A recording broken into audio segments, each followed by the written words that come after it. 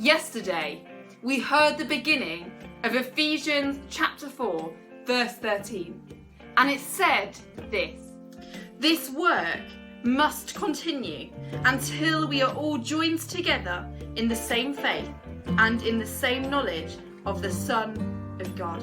Today, I want us to read on to the next bit and to hear the rest of that verse. Because Ephesians 4:13 continues and it says this: we must become like a mature person, growing until we become like Christ and have his perfection. As we seek to grow in our understanding, our ultimate aim, our ultimate goal through it all should be to become more Christ-like, to become more like Jesus in our actions and our attitudes. The fruits of the Spirit that Paul refers to in the book of Galatians are a beautiful glimpse into just something of the character of Jesus. We are called to grow in the fruits of the Spirit.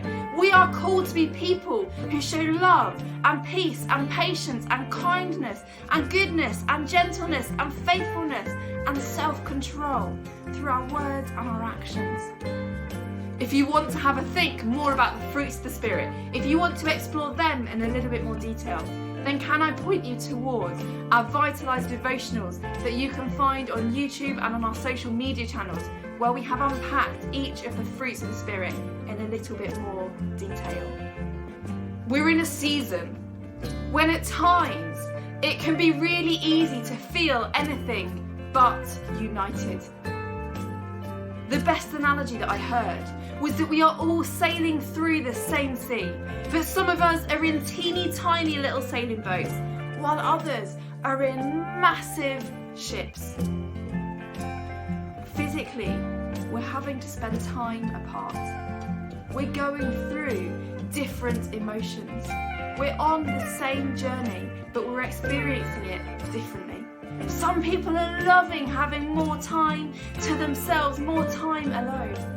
Others are really struggling at being isolated and away from family, from friends, from loved ones.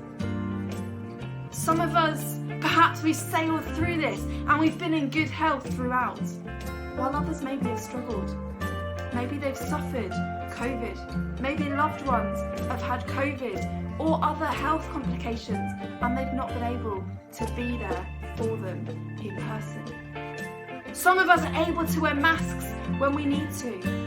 Others aren't able to for a number of different reasons.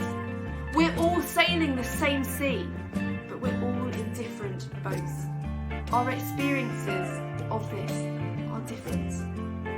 And at times, the physical separation, if nothing else, can cause us to feel ununited, to feel like we are alone in the midst of all that is going on.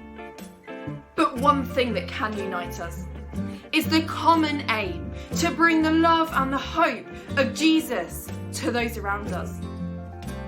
Actually, whatever we might face as Christians, we have the joy of knowing that in the highs and the lows, even in this really tricky season, Jesus is journeying with us.